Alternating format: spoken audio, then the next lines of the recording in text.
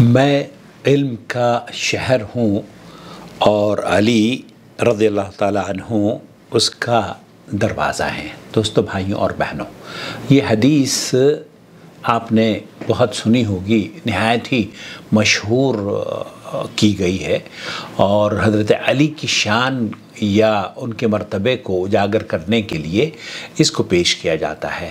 اس ضمن میں ایک خوبصورت تحریر حافظ عمر جرار حفظہ اللہ نے لکھی ہے، وہ آپ کی خدمت میں، چونکہ خوبصورت تحریروں کے سلسلے کا شیئر کرنے کا سلسلہ جاری ہے، اس لیے اس کو آگے بڑھاتے ہوئے یہ تحریر اپنے ویورز کی نظر کر رہا ہوں، اس امید پر کہ اس علم کے خزانے سے آپ کو اللہ رب العالمین مالا مال فرمائے اور اس رزق کی خوبصورتی اور اس رزق کی وجہ سے آپ کو جنت کا حصول آپ کے لیے آسان فرما دے، آمین یا رب العالمین۔ لکھتے ہیں کہ اس روایت پر کچھ لکھنے کی ضرورت اس لیے پیش آئی کہ حال ہی میں ایک ٹی وی چینل پر فضیلت الشیخ قاری خلیل الرحمن جاوید حفظہ اللہ کے سامنے یہ روایت پیش کی گئی کہ نبی کریم صلی اللہ علیہ وسلم نے فرمایا، میں علم کا شہر ہوں اور علی اس کا دروازہ ہیں۔ تو قاری صاحب نے ببانگ دہل فرمایا کہ یہ روایت محدثین کی نظر میں صحیح نہیں ہے، اور اہل حدیث کا ہمیشہ سے یہ طرہ امتیاز رہا ہے کہ ایسی کسی بھی روایت کو تسلیم نہیں کرتے جو نبی کریم صلی اللہ علیہ وسلم سے ثابت نہ ہو، چونکہ نبی کریم صلی اللہ علیہ وسلم کا ارشاد گرامی ہے، صحیح بخاری حدیث نمبر 109، جو شخص میرے نام سے وہ بات بیان کرے جو میں نے نہیں کہی تو وہ اپنا ٹھکانہ جہنم میں بنا لے۔ تو جیسے ہی قاری صاحب نے اس ضعیف روایت کی نشاندہی کی تو ساتھ بیٹھے نام نہاد مفتی حنیف قریشی صاحب کی دم پر پاؤں آ گیا اور اس نے فٹ قاری صاحب پر بغض علی کا فتویٰ لگا دیا۔ یاد رہے، اس مفتی صاحب کی حیثیت یہ ہے کہ یہ اپنے مسلک میں بھی متنازع شخصیت کے طور پر جانے جاتے ہیں اور ان کے اپنے انہیں روافض کا ہمنوا سمجھتے ہیں، بلکہ موصوف کی ان حرکتوں کی وجہ سے علی حویجری کے عرس پر ان کا جوتوں سے استقبال ہوا تھا اور انہیں اسٹیج سے اتارا بھی گیا تھا۔ بہرحال اب ہم اس روایت کے متعلق بات کرتے ہیں۔ قارئین کرام، پہلی بات تو یہ ہے، سیدنا علی رضی اللہ تعالیٰ عنہ کے ثابت شدہ فضائل روز روشن کی طرح واضح ہیں اور ان کا کوئی بھی انکار نہیں کرتا، لیکن بعض روافض کی طرف سے ان کی شان میں ایسے فضائل بھی گھڑے گئے ہیں جن کی کوئی حقیقت نہیں۔ ان میں سے ایک یہ روایت بھی ہے کہ نبی کریم صلی اللہ علیہ وسلم نے حضرت علی رضی اللہ تعالیٰ عنہ کے متعلق فرمایا تھا، انا مدینۃ العلم وعلی بابھا۔ اس روایت کے کئی ایک طرق ہیں جن میں سے کوئی بھی صحیح ثابت نہیں ہے، جیسا کہ امام ابن جوزی نے اس روایت کو تمام طرق پر بحث کرتے ہوئے فرمایا، یہ حدیث کسی بھی طریق سے صحیح ثابت نہیں ہے۔ موضوعات صفحہ نمبر 353 جلد نمبر 1۔ اسی طریقے سے آگے تحریر فرماتے ہیں، اب ہم اس روایت کی کہ چند طرق کا جائزہ لیں گے۔ پہلی روایت سیدنا انس ابن مالک رضی اللہ تعالیٰ عنہ سے مروی ہے کہ رسول اکرم صلی اللہ علیہ وسلم نے فرمایا، انا مدینۃ العلم و ابو بکر و عمر و عثمان سورہا وعلی بابہا فمن اراد العلم فلیأت الباب۔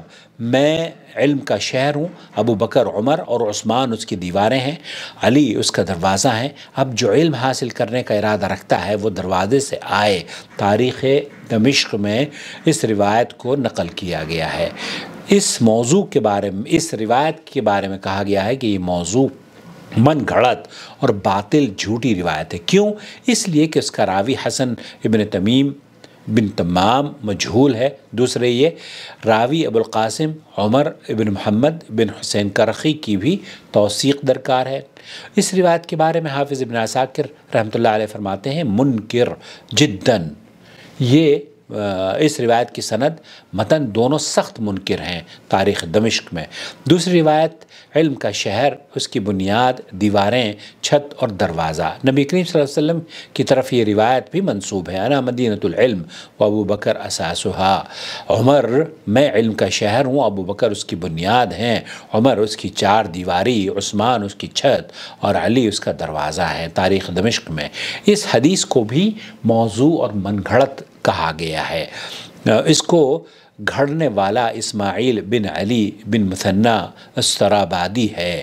امام سخاوی رحمۃ اللہ علیہ متوفی 902 ہجری اس کے متعلق فرماتے ہیں، وَأَوْرَدَ صاحب الفردوس کہ صاحب فردوس اور ان کے بیٹے نے بغیر کسی سند کے اس روایت کا تذکرہ کیا ہے، لہذا یہ روایت بے سند اور باطل ہے۔ تیسری روایت بھی پیش کی ہے، میں علم کا شہر ہوں، علی اس کا دروازہ ہے۔ قارئین اکرام، یہ روایت سیدنا علی رضی اللہ تعالیٰ عنہ کے فضائل کے حوالے سے کافی مشہور معروف ہے، لیکن سخت ضعیف ہے، کیونکہ رسول اکرم صلی اللہ علیہ وسلم نے فرمایا ہے میں علم کا شہر ہوں اور علی رضی اللہ تعالیٰ عنہ اس کا دروازہ ہے، لہذا جو علم حاصل کرنے کا ارادہ رکھتا ہے وہ شہر کے دروازے سے آئے۔ مناقب علی ابن عساکر میں لکھا ہے یہ حدیث ضعیف ہے، کیونکہ اس کی سند میں شریک بن عبداللہ قادی کی تدلیس ہے۔ نمبر 2، سوید بن سعید حدثانی کے بارے میں حافظ ابن حجر نے فرمایا کہ یہ تدلیس کے ساتھ موصوف ہے۔ امام دارقطنی اور امام اسماعیلی وغیرہما نے اسے اور مدلس کہا ہے۔ نابینا ہونے کے سبب عمر کے آخری حصے میں حافظہ بھی اس کا چینج ہو گیا تھا، اسی وجہ سے اس کو ضعیف قرار دیا گیا ہے طبقات المدلسین میں۔ نمبر 3، مستدرک حاکم والی روایت اعمش کی تدلیس کی وجہ سے ضعیف ہے۔ اس روایت کے متعلق محدثین کے اقوال ہیں۔ امام یحییٰ ابن معین رحمۃ اللہ علیہ فرماتے ہیں وہ حدیث لیس لہ اصل، اس حدیث کی کوئی اصل نہیں ہے۔ نمبر 2، امام ترمذی رحمۃ اللہ علیہ فرماتے ہیں ھذا حدیث غریب منکر، یہ حدیث غریب منکر ہے سنن ترمذی میں۔ نمبر 3، امام ابو حاتم رازی رحمۃ اللہ علیہ اسے منکر قرار دیتے ہیں۔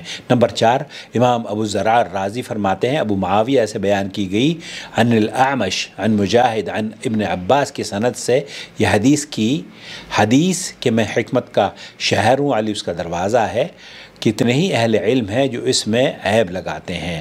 نمبر 5، حافظ نووی رحمۃ اللہ علیہ فرماتے ہیں کہ فحدیث باطل، یہ جھوٹی اور باطل حدیث ہے۔ نمبر 7، حافظ ابن عساکر بھی فرماتے ہیں کل هذه روایات غیر محفوظہ، یہ روایات غیر محفوظ ہیں اور منکر ہیں۔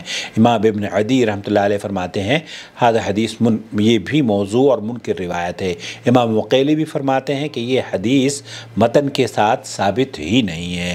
امام دارقطنی رحمۃ اللہ علیہ فرماتے ہیں یہ مضطرب حدیث ہے، اور اسی طریقے سے خطیب بغدادی امام یحییٰ ابن معین کے حوالے سے اس حدیث کے متعلق لکھتے ہیں کہ روایت جھوٹ کا پلندہ اور اس کی کوئی بنیاد نہیں ہے۔